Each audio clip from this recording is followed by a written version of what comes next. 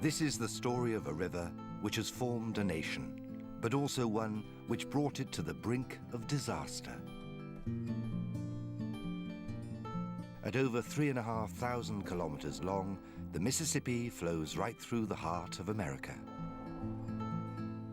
It has brought great wealth to the country, making it the richest nation on earth, but great suffering and hardship too.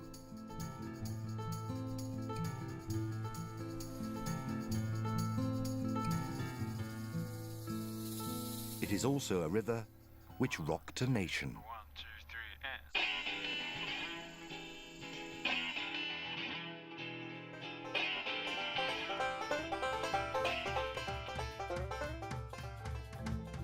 The blues, rock and roll, gospel and jazz, they all flowed into America on the muddy waters of the Mississippi and out again to the rest of the world as a revolution of song.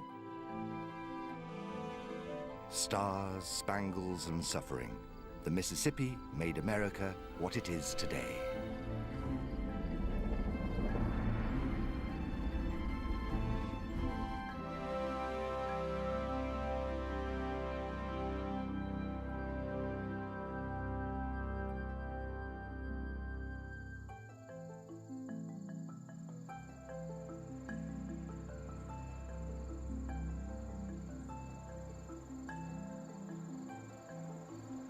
There's no place in the world like the Mississippi. It's a mysterious place, full of contrasts and paradox. North, south, black, white, poor and rich. And where music has always been played, even when there was very little to sing about.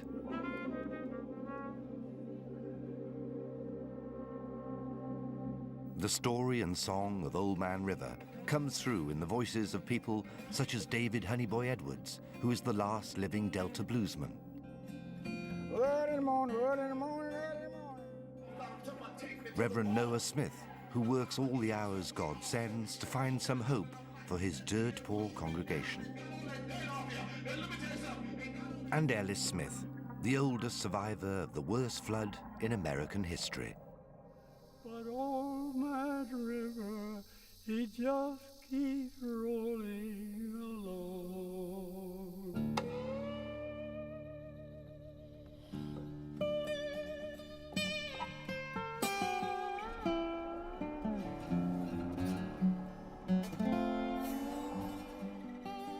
The Mississippi begins its journey in Lake Itasca and runs south for 3,700 kilometers before reaching the sea in the Gulf of Mexico.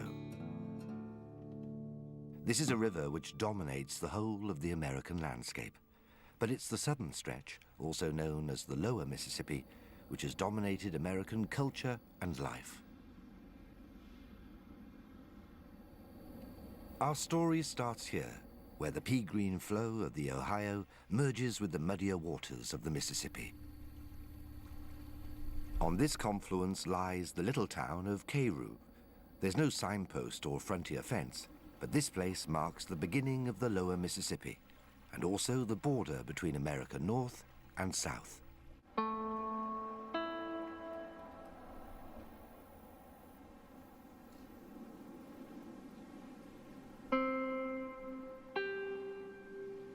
Today, Carew looks more like a film set from an old western than a place where people live and work.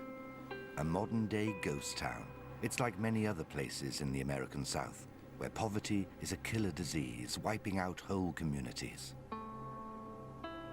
In recent years, Carew's mainly black population has shrunk from 15,000 to less than 3,000, leaving it a city of abandoned buildings and dead hopes. There's no hospital here, no park, no restaurant. Drugs are common, and decay is dominant. This is Commercial Avenue, which would have been the major commerce center throughout Carew's history. If I could travel back in time, I'd love to see it in different decades, like the 1880s and 90s when the riverboats were plying this area. Into the 30s, when the blues first started migrating northward, it had to be just a magnificent, multicultural, fun, exciting place. Stace England is a local musician who grew up not far from Carew. He's always been fascinated with this place and has spent many years here researching and writing songs about its rich past. Stace believes that Cairo should be celebrated and preserved because of the unique role it has played in American history. It was here in this town, which marked the start of the American North, that black African American slaves could claim their liberty. Slaves were sold to white masters all along the Mississippi, but the harshest conditions were always found in the southern states, and so many tried to escape to Cairo, their gateway to a better life in the north.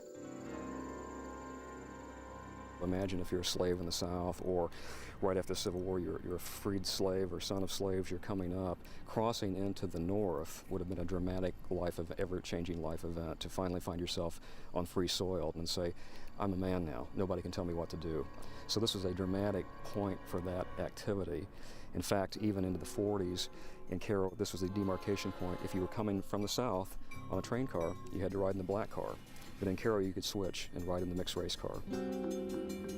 Before the days of modern transport, fleeing slaves traveled to Cairo via a network of secret river routes and safe houses nicknamed the Underground Railroad. Their journey was fraught with danger, and if they were caught, they'd be sold downriver, a notion which became synonymous with receiving a death sentence. The lucky ones reached Cairo, where they were greeted by people who gave them help and refuge, and it is said that once the slaves arrived here, they fell to their knees and kissed the free ground.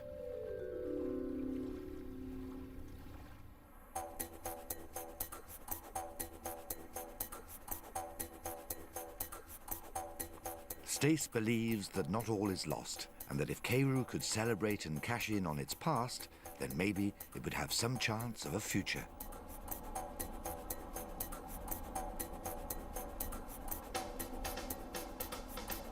"220 kilometers downstream, there's a place that's doing just that.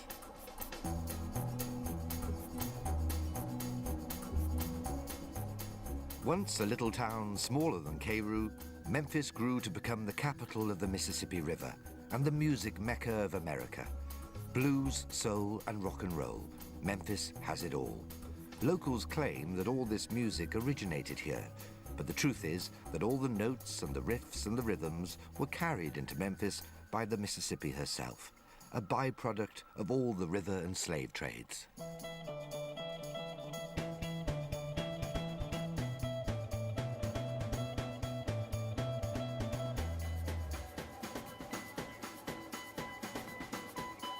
Memphis's golden age of music goes back to the 1940s, 50s, and 60s, when musicians like Elvis Presley, B.B. King, and Otis Redding made Memphis their home, and when places like Stax and Sun Records gave street kids the chance to become international superstars. Its creative hub at that time was Beale Street, and today it's one of the leading tourist attractions in the state of Tennessee. Its strategic position right on the banks of the Mississippi attracted huge investment, making it the largest cotton center in the world and the largest slave market in the Mid-South.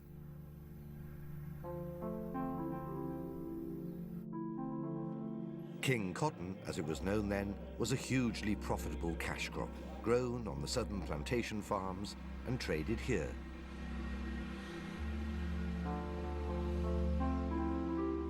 Hundreds of thousands of people traveled to Memphis along the Mississippi to buy, sell, and be sold, forming what was in effect a huge melting pot of cultures.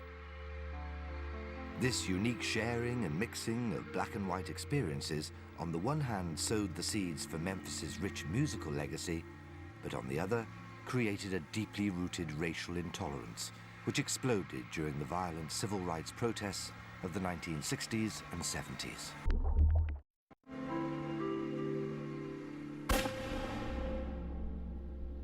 The assassination of Martin Luther King at the Lorraine Motel in Memphis during the spring of '68 is seen by many as the beginning of the end of Memphis's golden era.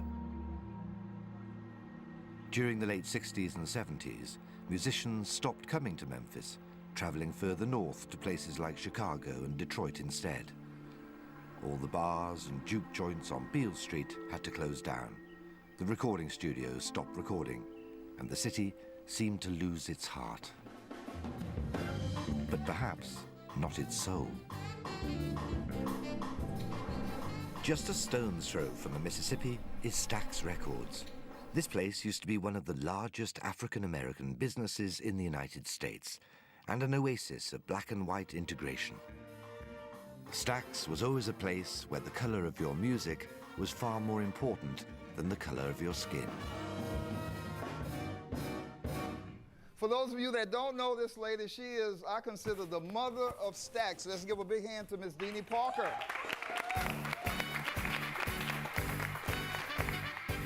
I was with Stax Records, in fact, from about 1961, when I came in to be a superstar.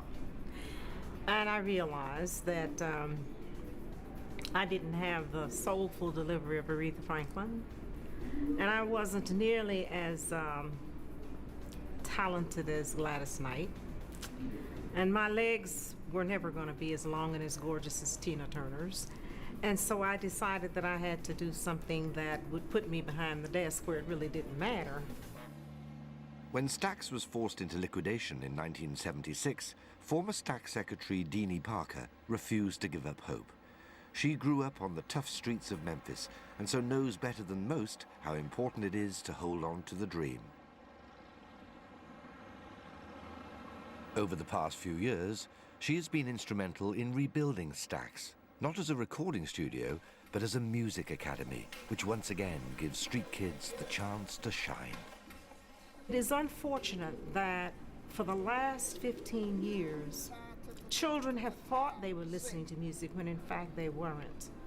What they were listening to was rhythm and rhyme, also known as hip-hop and that god-awful rap. But much like it was in the 60s, Stax is just an oasis within a much harsher environment. On the streets outside Stax, the African-American community is still struggling with endemic racism.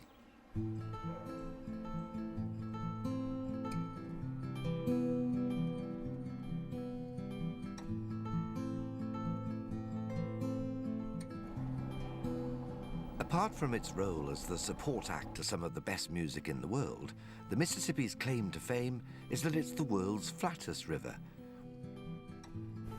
and where early river trade and traffic made it the first superhighway of the New World.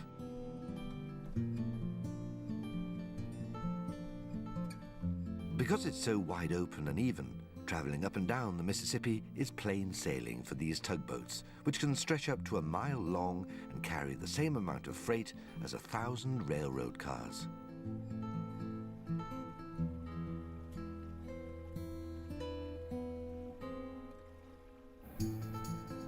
These are the power horses of the Mississippi, and they're a very different animal to the elegant vessels of old. The Mississippi paddle steamers are as famous as the river itself, evoking a nostalgic sense of romance and carefree adventure. On these decks 200 years ago, there'd be a very different crowd. There'd be sassy women rubbing skirts, with cigar-smoking men and rugged riverboat captains keeping a lookout for any Mississippi rogues or pirates. All right, see that big sandbar there? That's one. Well, quit looking that way. This lady keeps looking that way. Quit. Don Lancaster has been a riverboat pilot for over 30 years. As a young man, he worked as a police officer patrolling the mean streets of Memphis, but always fancied himself as the romantic lead in an epic riverboat adventure. I think I've lived most of my life on the river. I thoroughly enjoy it. I do it 6 days a week, sometimes as many as 5 trips a day. Some people like racing, some people like flying.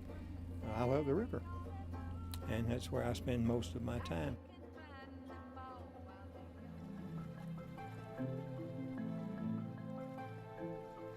Mark Twain was also a riverboat pilot and one of America's most famous authors.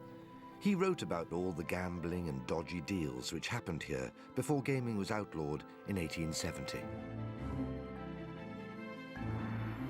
In the lawless days before the big expansion into the Wild West, the Mississippi was America's last frontier, with its boats becoming a popular hangout and hideout for all sorts of cowboys and chancers. In those days, there would be music to accompany all the action, and legend has it that jazz was invented on a Mississippi paddle steamer by an itinerant musician called Jasbo Brown, who gave his name to this style of playing.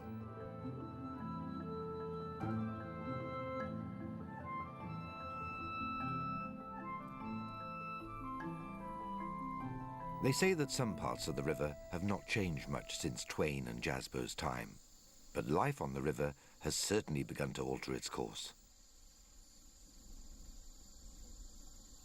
This used to be a completely rural farming area, run by a few wealthy white families who made their fortunes by growing cotton and using slave labor. But it's now changing, with big corporate farms moving in, and with strip malls, motels and burger bars appearing where there used to be shotgun shacks and juke joints. Up until 10 years ago, Tunica was just about the poorest town in the country. But now it has hit the jackpot, thanks to some of the strangest looking boats ever to take to the river.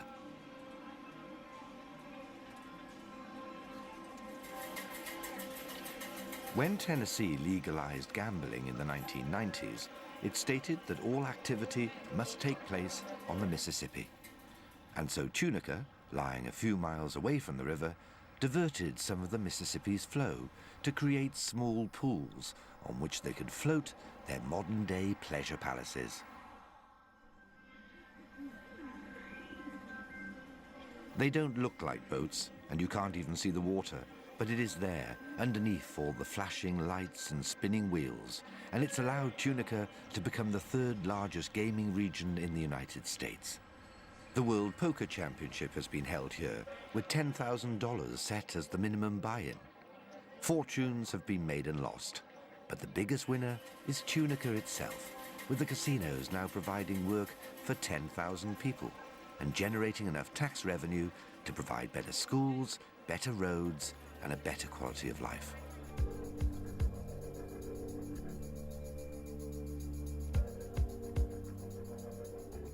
What effect all this glitzy, theme-parked wealth will have on the culture and music of the Mississippi, we'll have to wait and see.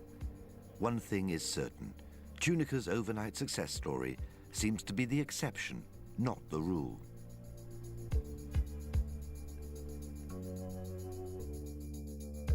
As the river seeps deeper into the south and into the famous region known as the Mississippi Delta, what we will see is a place that may no longer be bound by slavery, but is still today bound by the chains of modern-day poverty.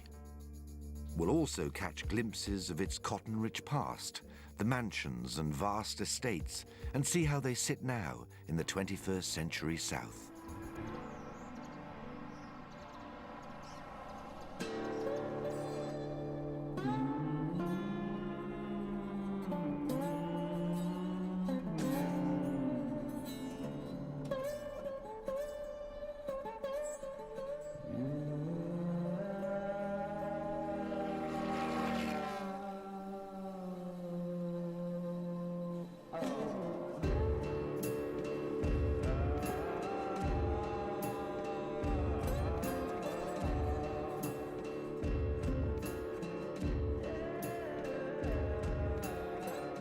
The Delta was formed over thousands of years as the Mississippi flooded and receded, leaving behind it a rich silty deposit which formed some of the best soil in the world.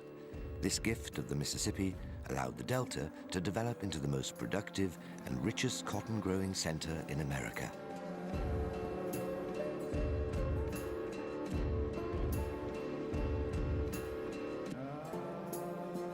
The dollar wealth from this land and its cotton plantations was always enjoyed by a minority of local white masters, but its rich cultural heritage found its way to the rest of the world.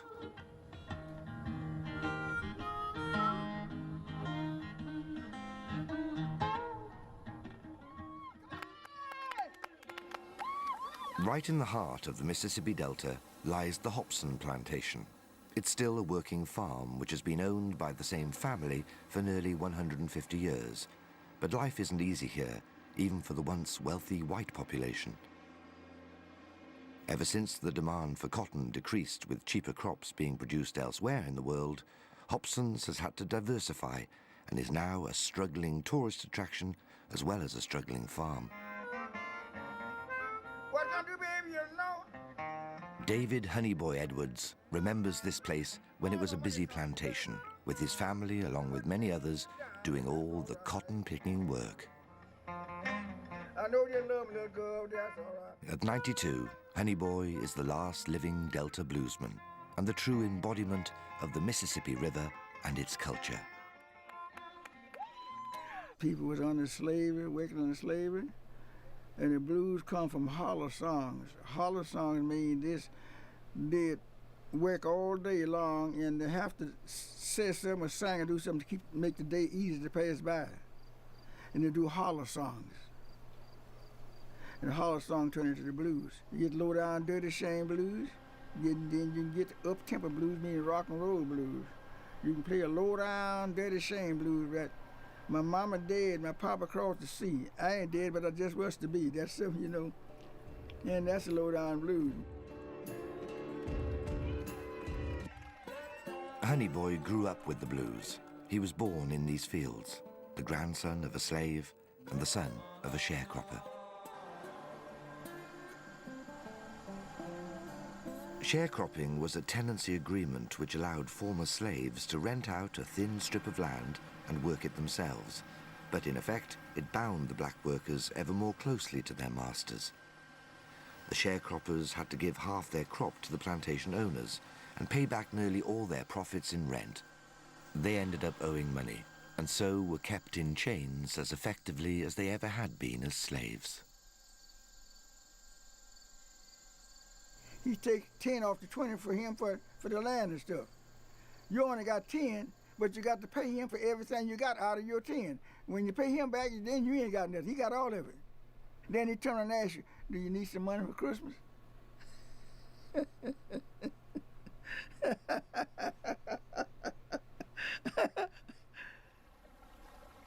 Honeyboy knew he had to get out somehow, and so, on his 17th birthday, he picked up his guitar, kissed his mama on the cheek, and went out to follow his dream of becoming a bluesman.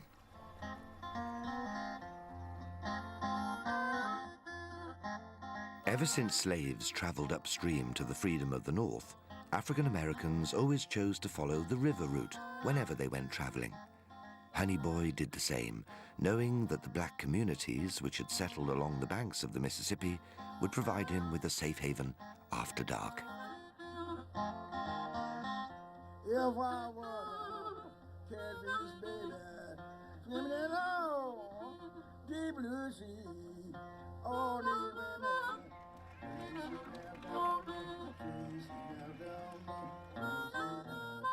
Today, Honeyboy is still traveling up and down the Mississippi, playing his blues to Delta folk, and is still enjoying his rock and roll lifestyle with women dancing at his feet.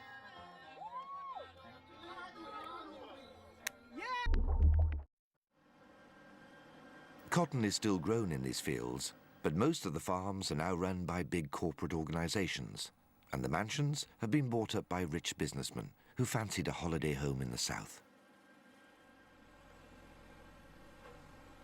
Machines do most of the harvesting work, with many Delta dwellers having to move out to find jobs elsewhere. For those that remain, it still seems that it's the African Americans who do the hard work, while white managers look on.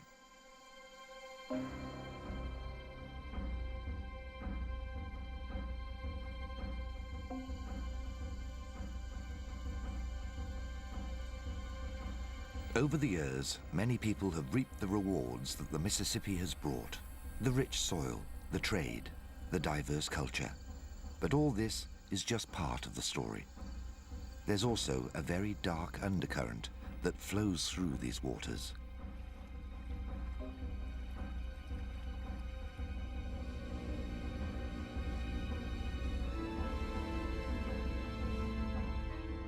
This is an awesome river, which can cause death and destruction on a massive scale.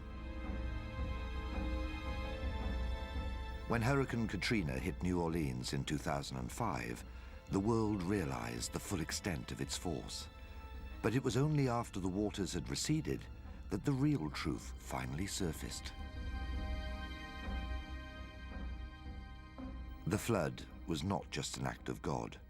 It was a man-made disaster which should have been averted. A system of levees, ostensibly built to protect the population, had actually put them in the gravest of danger.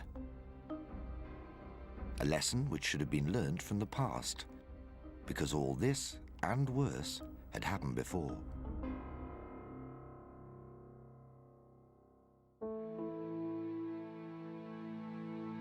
In 1927, a massive flood engulfed the whole lower Mississippi region, with its epicenter in the little delta town of Greenville. From Cairo to New Orleans, 70,000 square kilometers became covered in up to 15 meters of water, with hundreds of thousands of people losing their homes, their land, and their lives. Two of those who survived the flood are Catherine and Ellis Smith. The Mississippi has no prejudice. It displaced and killed black and white alike. I had no idea where my folks were. I saw them in April, and I didn't see them anymore until October. Ellis and his family were poor subsistence farmers who had worked this land for generations. Living on the outskirts of Greenville, right in the heart of the Delta, they were used to the floods, grateful to them, in fact, for irrigating their crops and renewing their soil. But that fateful winter, the rains came in biblical proportions. They fell from the sky like crashing waves, beating down on those most vulnerable. The rich townsfolk and plantation owners had the means to move away to higher ground, but the poor were left behind as the rain fell and the river rose.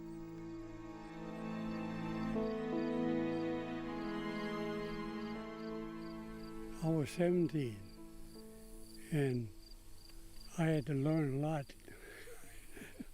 Picking up dead people and all like that, it wouldn't do good, but I got used to it.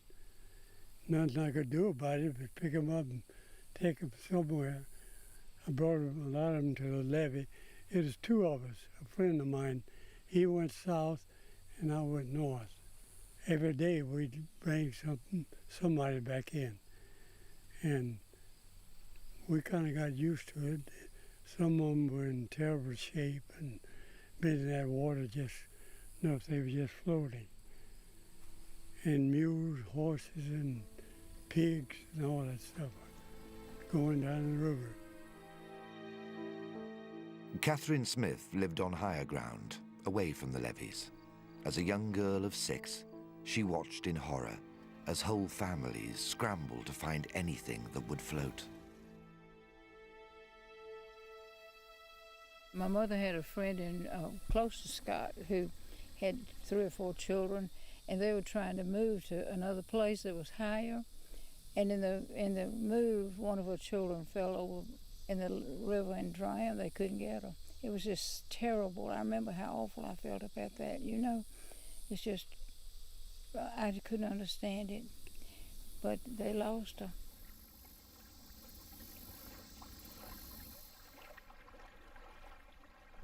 The Mississippi has flooded these lands for thousands of years, but in the past, excess water simply got soaked up by the river's natural floodplain. From the 1800s, however, man decided that he wanted to control the river, and so flood defenses, or levees, were built by the Army Corps of Engineers to confine the Mississippi in a narrow channel. These solid banks of earth were designed to prevent future flooding. But just 2 months after the flood system was completed, the rising waters forced into a narrow channel by the levees turned the Mississippi into a volcano of a river, which erupted onto the land like an angry sea.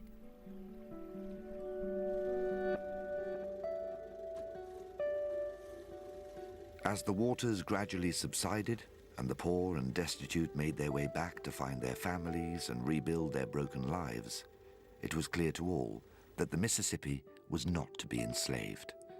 If man was foolish enough to try and control nature, Old Man River would always, sometimes violently, break free of his chains.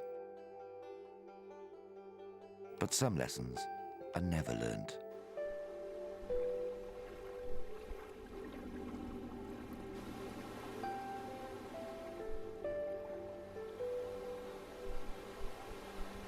One of the major structures along the lower Mississippi is the old river control, which was completed in 1963.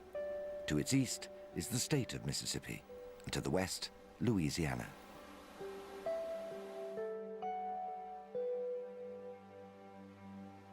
For 100 years or so, the Mississippi had been diverting more and more of its flow to a smaller distributary channel. But the Army Corps of Engineers warned that if this process were allowed to continue, then it would have major economic repercussions for the whole country. All the heavy industries along the lower Mississippi use huge amounts of water in their production. If they lost their supply, they'd lose their business. And so the old river control was built with giant floodgates that could be opened and closed as needed, in order to ensure that the Mississippi stayed on track.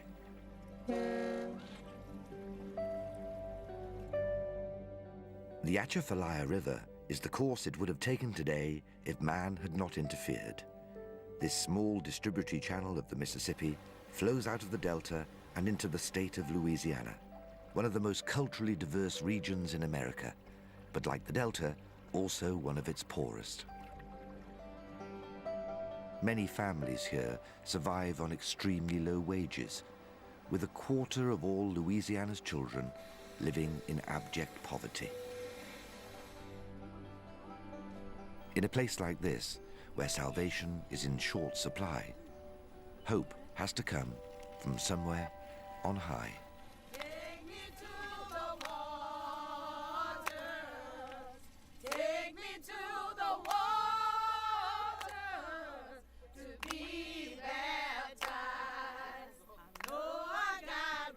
Gospel has always been the sister music to Delta blues.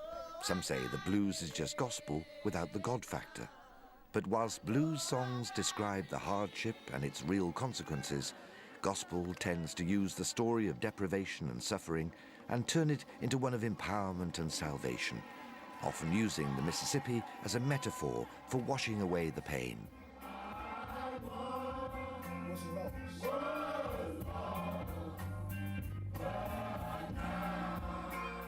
Let us go into the house of God. Are y'all glad to be here today? How many of y'all mind?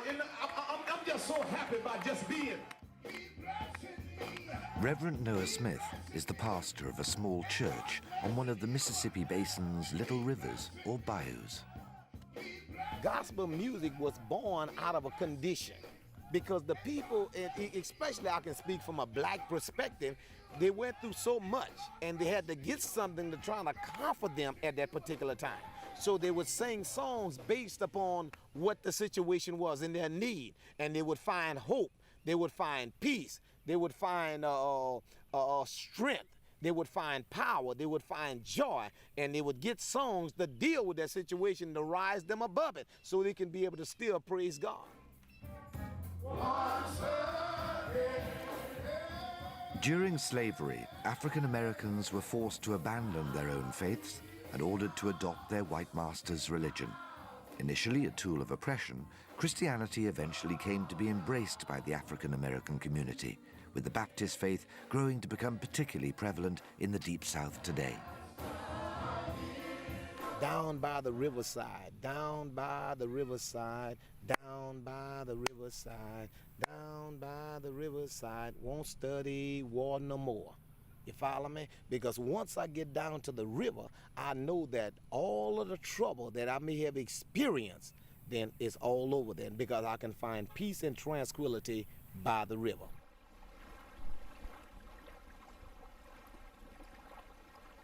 As late as the 1960s, river baptisms were quite common in the Delta, with gospel quite literally being sung down by the riverside, and the faithful being cleansed by the Mississippi waters. I was 12 years old when I got baptized. And when I got baptized in the river, because back then the churches, the building where we would go to worship, didn't have pools like we have now.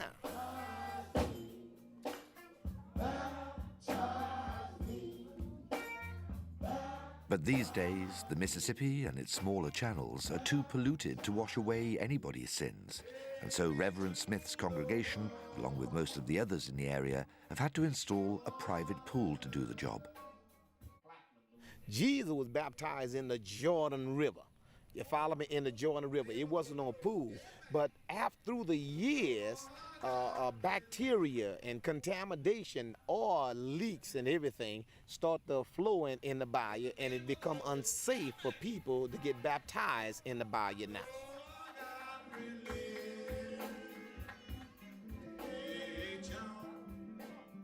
The river today, along its entire length, is showing signs of decline. Tons of toxic discharge travels down the Mississippi every year, with strong claims that river and industrial pollution are directly responsible for many cancer-related illnesses every year. The Mississippi serves as the primary source of water for 18 million people, but because it's the poor who have to drink it, nothing is being done to address the problem. Reverend Smith, however, still sees a purity of spirit in the toxic waters of the Mississippi and tries to find some hope for his congregation, most of whom live on less than $10 a day.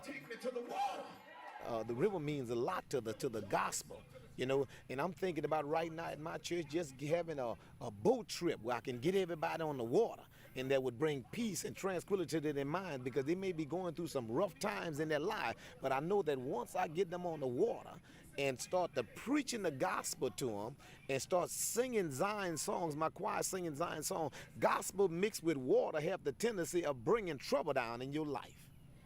Because it's all about Jesus. Y'all got to understand it's all about Jesus. Y'all know that. And let me tell you something. I told y'all last week, y'all ought to have some shouting, y'all.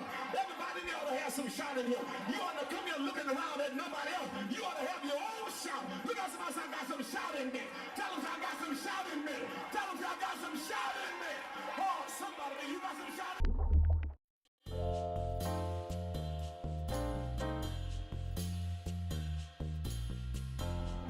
The Mississippi River flows through 10 states, with its basin stretching out into 31 American provinces. Louisiana is the last state it reaches on its way to the sea at the Gulf of Mexico, and much of this region remains unpopulated, with the exception of wildlife. Snakes, alligators, and black bears share this space with another endangered species. What you doing, buddy, huh? The Arcadians were a group of French settlers who were expelled from Nova Scotia by the British in 1755 and began arriving in Louisiana 10 years later. 250 years on, and they're still here, better known these days as Cajuns. Butch Herbert is quintessentially Cajun. He still tries to keep the old traditions alive, but he is one of a dying breed. I'm proud to be a Cajun. I imagine I'm proud to be a Louisianan. I'm proud to be from South Louisiana. Further south you go, the prouder I am. And that's my heritage. I feel that way. My mother couldn't speak French, and my father could, and he couldn't teach her, so we never could speak French. And when I started school, I was forbidden to speak French. Yes, you couldn't speak French in school. No, couldn't. That's how they were. Like right now, they're trying to ban Spanish, and I think really and truly that if a person is bilingual, he's better off.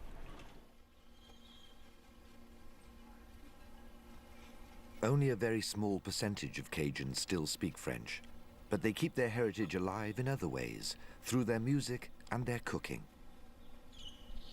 Whether you're making gumbo or jambalaya, shrimp seems to be the main ingredient in most of the dishes. It's hardly surprising that fishing for shrimps around the Louisiana coastline used to be a way of life and a family tradition for many. But today, the fishing industry is netting an ever smaller catch, with many fishermen having to look for work on the oil rigs in the Gulf of Mexico. For the diehards like Butch and his 18-year-old nephew, it's becoming increasingly difficult to make a living from shrimping. Cheaper imported shrimp from South America and Southeast Asia have greatly cut into the local fishermen's market. Fuel is also becoming more expensive, and pollution in the waterways is taking its toll. The Cajun way of life may soon be lost in the bays and bayous of Louisiana, with the legacy living on only in the stories that Butch and others like him will tell their children and grandchildren. The Cajun culture won't exist in 50 years. I can't hand this down to my grandkids. And the simple reason is because of progress. That's what they call progress. The simple reason is progress.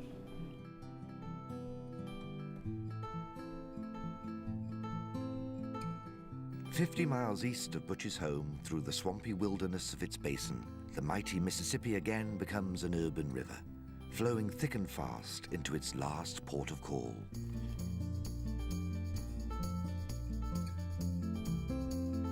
New Orleans is a city which doesn't just lie on the banks of the river, but is largely surrounded by it.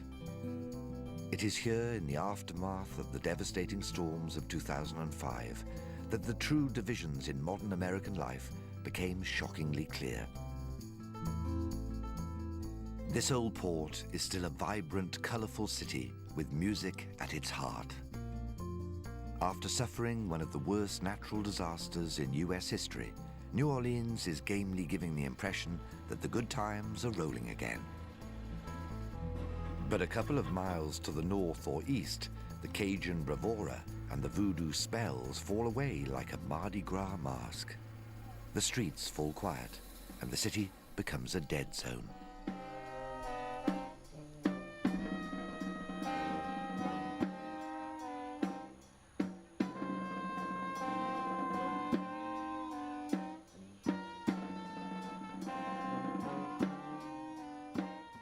This is the 9th Ward, one of the lower-lying and consequently poorer parts of town.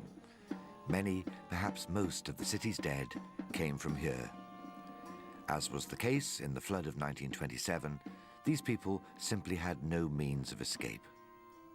The bodies were washed away with the floodwaters or left to rot in attics, with the number of dead later found here eerily recorded in black paint on the carcasses of their homes. The members of the New Wave Jazz Band were born and brought up in the city. Julius Lewis remembers how things used to be. Before Katrina, this place was alive and up and running. There was people everywhere, businesses booming, and you know, most people down here own their houses. They were small, but they were, you know, mostly owners. Unfortunately, they didn't have the insurance, but it was very busy and very lively, very spirited. They had their own type of culture down here, you know. And it's so sad today that to see it this way with no houses and no people. On the 29th of August 2005, as Hurricane Katrina passed to the east of the city, the flood protection system in New Orleans failed in 53 different places, with nearly every levee in the metro area breached. Percy Ellis Sr. was lucky enough to own a car, and so he piled it high with as many people as he could and raced out of the city. But once the flood hit, like I said, I went out to the country, and I tried not to look at the television because it was too depressing. And I knew eventually I'd have to come back and face the reality that everything was gone. So my thoughts were basically on rebuilding my life from scratch and all over again and making it much better. But the disaster part, you have to put that behind you and move forward. You can't dwell on it, because all it'll do is make you depressed. You just got to just pick up and start over and say, hey, God does everything for a reason, and keep going, go with the flow. Julius had no way out. He got trapped in the city and was lucky to escape with his life, but he lost his home, his friends, and his family. Like most of New Orleans musicians, he's now relocated in one of the other towns upstream, but comes back to play with his band. Today, New Orleans is fighting for its life. The flood killed nearly 2,000 people and washed away many more. Only half its population and its musicians have returned to start rebuilding their city and their lives. It's a struggle, but like many of the other places we've seen along our journey, hope lives on here, in the minds and the hearts of those who have suffered and lost the most, and in the music of the younger generation. The belief on the streets is that if the music survives, then the spirit of New Orleans will live on. Music is New Orleans. Without music, New Orleans would be no New Orleans. The tradition, the brass, the jazz, the sound, the flow, it's what New Orleans is all about. The tradition must go on. You must pass it down and keep it going, regenerate it, keep the energy and the fire going. This is New Orleans. New Orleans is jazz. When you think of jazz, it's here, is what you're thinking about, New Orleans.